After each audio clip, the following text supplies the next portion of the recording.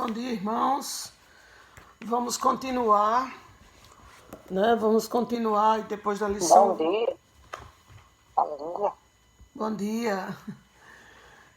Nós estamos aí na página Bom 129 dia para todos. do livro Serviço Cristão. Sim.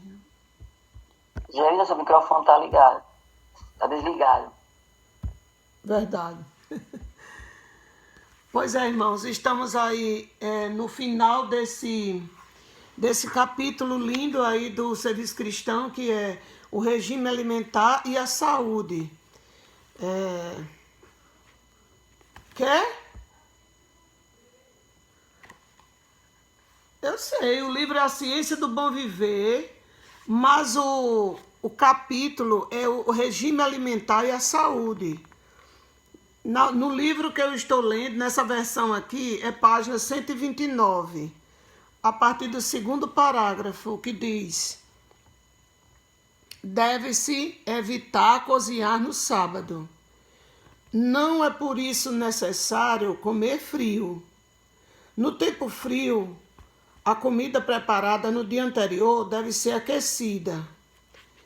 E as refeições, embora simples, sejam saborosas e atrativas.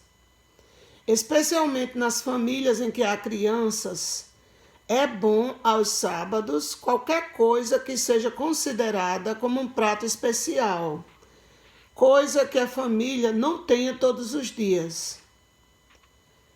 Onde tem havido condescendência com hábitos errôneos, não deve haver demora em reformá-los. Quando a dispepsia tem sido o resultado do maltrato infligido ao estômago, façam-se cuidadosos esforços para conservar o resto da resistência das forças vitais, afastando toda sobrecarga. Talvez o estômago nunca recupere inteiramente a saúde depois de longo tempo de maltrato. Mas uma correta orientação no regime dietético poupará posterior debilidade. E muitos se recuperarão mais ou menos. Alguns se recuperarão mais, outros se recuperarão menos. Não é fácil prescrever regras que se adaptem a todos os casos. Mas, atendendo aos sãos princípios no comer, podem-se operar grandes reformas. E a cozinheira não precisa labutar continuamente para tentar o apetite. A sobriedade na alimentação é recompensada com vigor mental e moral. É também eficaz no domínio das paixões. O excessivo comer é especialmente prejudicial aos que são de temperamento indolente. Estes devem comer frugalmente, ou seja, de maneira simples, frutas, verduras, legumes. Frugal quer dizer uma comida simples, mas nutritiva. E fazer bastante exercício físico. Então aqui fala que as pessoas indolentes, ou seja, as pessoas que são preguiçosas, são lentas, né, devagar em tudo, elas devem comer comidas simples, mas comidas substancialmente fortes e fazer exercícios físicos.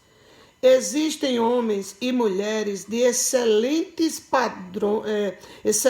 aptidões naturais, que não realizam metade do que poderiam efetuar se exercessem domínio sobre si mesmos quanto a negar-se ao apetite. Olha só, aqui está dizendo que tem pessoas que são muito aptas a fazer as coisas, mas elas poderiam fazer muito mais se elas tivessem domínio sobre o apetite. Então, elas estão fazendo bem menos do que poderiam, porque o apetite sobrecarrega o estômago e elas não têm disposição para fazer mais para a obra de Deus.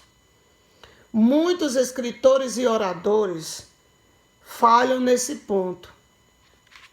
depois de comer à vontade, entregam-se a ocupações sedentárias, lendo, estudando ou escrevendo, não se dando nenhum tempo para exercício físico. Em consequência, é dificultado o livre fluxo dos pensamentos e das palavras. Não podem escrever nem falar com a intensidade e o vigor necessários para atingir o coração dos ouvintes. Seus esforços são fracos e infrutíferos. Por quê? Porque estão com o estômago sobrecarregado, né? Comeram demais, comeram excessivamente. Aqueles sobre quem impendem importantes responsabilidades e, sobretudo, os que são guardas dos interesses espirituais, devem ser homens de viva sensibilidade e rápida percepção. Mais que os outros, devem eles ser temperantes no comer. Alimentos muito condimentados, ou seja, muito temperados e sofisticados, não deveriam ter lugar em sua mesa. Todos os dias, homens que ocupam posição de responsabilidade têm de tomar decisões das quais dependem resultados de grande importância. Eles precisam, com frequência, pensar rapidamente. E isso só pode ser feito com êxito pelos que observam estrita temperança. Olha só, irmãos. A mente se revigora sob o correto tratamento das faculdades físicas e mentais. Se a tensão não é demasiada, sobrevém renovado vigor a cada esforço. Mas com frequência a obra dos que têm importantes planos a considerar e sérias decisões a tomar é afetada para mal em consequência de um regime impróprio. Um estômago perturbado produz um estado mental incerto e perturbado. Causa muitas vezes irritabilidade, aspereza ou injustiça.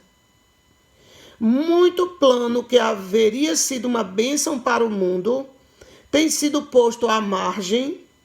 Muitas medidas injustas, opressivas e mesmo cruéis têm sido executadas em resultado de estados enfermos, resultantes de hábitos errôneos no comer. Eis uma sugestão para todos quanto têm trabalho sedentário ou especialmente mental. Experimentem-no os que tiverem suficiente força moral e domínio próprio. Comei em cada refeição apenas 2 ou 3 espécies de alimentos simples, não ingerindo mais do que o necessário para satisfazer a fome. Fazei exercício ativo todos os dias e vede se não experimentais benefício. Homens fortes que se empenham em ativo trabalho físico não são forçados a cuidar tanto no que respeita à qualidade e à quantidade do alimento, como as pessoas de hábitos sedentários, mas mesmo esses desfrutariam melhor saúde se usassem de domínio sobre si mesmos quanto ao comer e ao beber. Alguns desejariam que se lhes prescrevesse uma regra exata para seu regime. Comem demais e depois se lamentam e ficam sempre a pensar no que comem e bebem. Não deve ser assim. Uma pessoa não pode ditar uma estrita regra para outra. Cada um deve exercer discernimento e domínio, agindo por princípio. Nosso corpo é a possessão adquirida de Cristo e não nos achamos na liberdade de fazer com ele o que nos apraz. Todos quantos compreendem as leis de saúde devem reconhecer sua obrigação de obedecer a essas leis estabelecidas por Deus em nosso ser. A obediência às leis da saúde deve ser considerada questão de dever pessoal. Temos de sofrer os resultados da lei violada. cumpre-nos responder individualmente a Deus por nossos hábitos e práticas. Portanto, a questão quanto a nós não é qual é o costume do mundo, mas de que maneira eu, como indivíduo, tratarei a habitação que Deus me deu.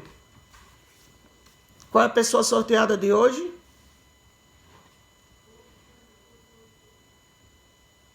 Conexões, e a conexão sorteada é a conexão de Aurimária. Pronto. Anote esse nome e vamos todos orar por Aurimária. Irmã Aurimária, lá do bairro Feliz. Pronto, Bela Vista, gente. Bela Vista. Aurimária do Bela Vista. Isso, Senhor. Aurimária do Bela Vista, vamos orar, vamos pedir a Deus que o Espírito Santo de Deus faça nascer em nós o seu fruto, que nele tenha temperança, ou seja, o domínio próprio, é o que eu peço muito a Deus, mansidão e domínio próprio, mas que o fruto do Espírito, assim como uma laranja ou uma tangerina, tenha todos aqueles 9 gomos doces, que é a presença do Santo Espírito em nossa vida, entre elas a temperança, o domínio próprio, que nos faz ver, aqui eu tenho toda essa variedade de alimentos, mas eu posso escolher 2 ou 3 variedades para que o meu corpo fique firme, forte e que a minha mente seja rápida e justa. Maravilhoso Deus, nós nos colocamos em tuas mãos, te agradecendo, Senhor, por essas orientações tão claras que o teu Espírito Santo, que é Deus, inspirou a irmã Ellen White a nos dar. A irmã Ellen White não era médica, ela não era nutróloga, nutricionista ou naturoterapeuta, mas ela era um vaso escolhido pelo Senhor para transmitir essa mensagem de forma fiel para o teu povo, para preparar o teu povo, para no tempo do fim, Deus olhar e dizer, estão vendo aquele povo lá? Aquele povo sabe comer, aquele povo sabe a hora de dormir, aquele povo é um povo temperante, é um povo diferenciado, é um povo santo, é um povo meu, de propriedade exclusiva minha, eu vou selá-lo e separá-lo e buscá-lo, tirá-lo daquele mundo mau. Senhor, faz de nós esse povo, sela na nossa mente, na fronte, aqui no nosso lobo frontal, as tuas leis, os teus princípios, para que nós possamos ser diferentes, ser de um diferencial onde quer que estejamos. Nós queremos te rogar, nas próximas 24 horas, as tuas bênçãos copiosas sobre a vida da irmã Aurimária, ela e sua família, para que ela seja ali um baluarte na igreja do Bela Vista, ali, junto com todos os outros irmãos. Abençoe a Aurimária, seus pensamentos, suas palavras, suas atitudes, que hoje ela brilhe na sua família, seja uma luz a brilhar na escuridão e conduza outros para a vida eterna. Resolve os problemas que ela possa ter em sua vida, que não os conhecemos, mas que o Senhor conhece mais do que nós. Vá à frente de tudo na vida dela hoje, abrindo todas as portas que o Senhor quer abrir para que ela possa ser bem-sucedida e dar um bom testemunho e a sua família possa ver que vale a pena servir a Deus. Fica conosco, Senhor. Cuida de cada um de nós. Em nome de Jesus. Amém.